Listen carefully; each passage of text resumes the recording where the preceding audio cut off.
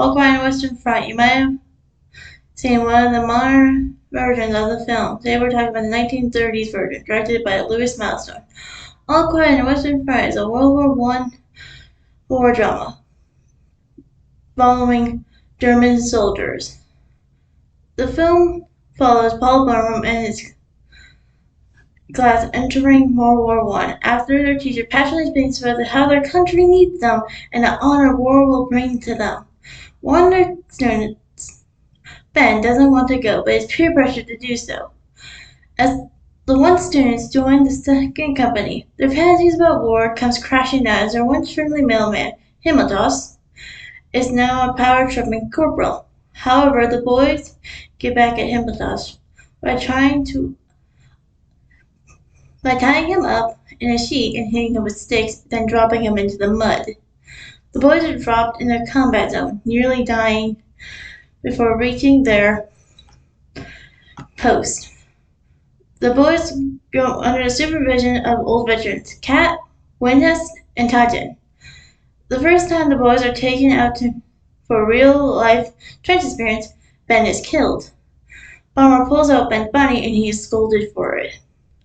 Then they are under fire and stuck in the dugout. Kendrick goes crazy from the guilt about Ben dying. However, Ben didn't want to go to war. Kendrick runs out of the dugout into open fire and he gets shot and carried off. When the boys get back to base, they guess who is to blame for the war and visit Kendrick in the hospital. Kendrick lost his leg. After Balmer talks to Kendrick alone, he dies.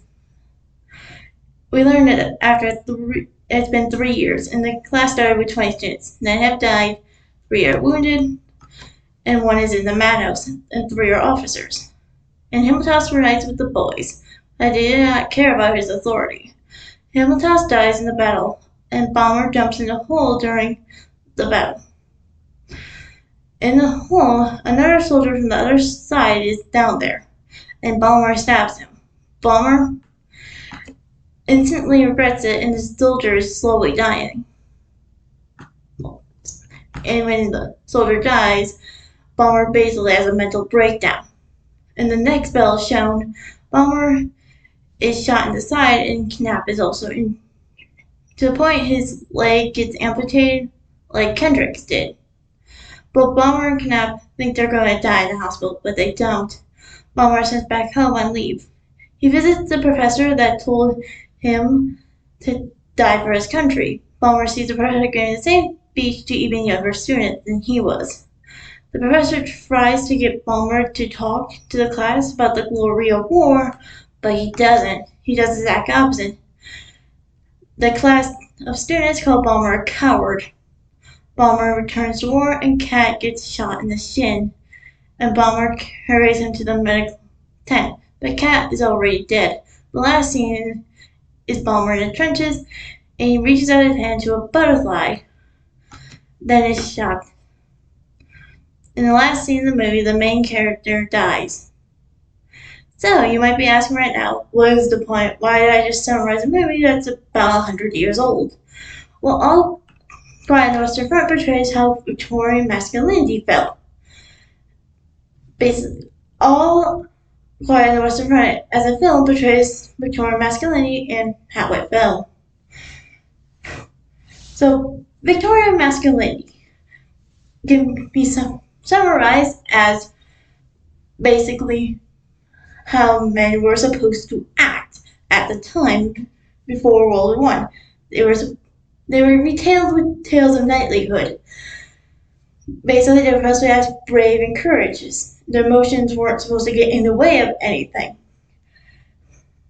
And when World War II came along, it was a supreme test of their courage and bravery and all of that. In the opening scene with the teacher again, this is what the teacher goes on about. And then he mixes it with nationalism, saying how your country needs you right now, and literally encourages the kids to drop out of school to fight in the war. But War isn't glamorous. This is what the movie is about. People die all the time. Most of the main characters died in this film. The main character himself dies at the end of this film. And we get to see how Victorian masculinity really has truly fallen at the end of this film. When Paul goes back to his teacher after he fails to inspire the children, he says this to the teacher. I've heard you in this in here reciting more saying that same old stuff about making more Iron Man, more young heroes. You still think it's beautiful and sweet to die for your country, don't you?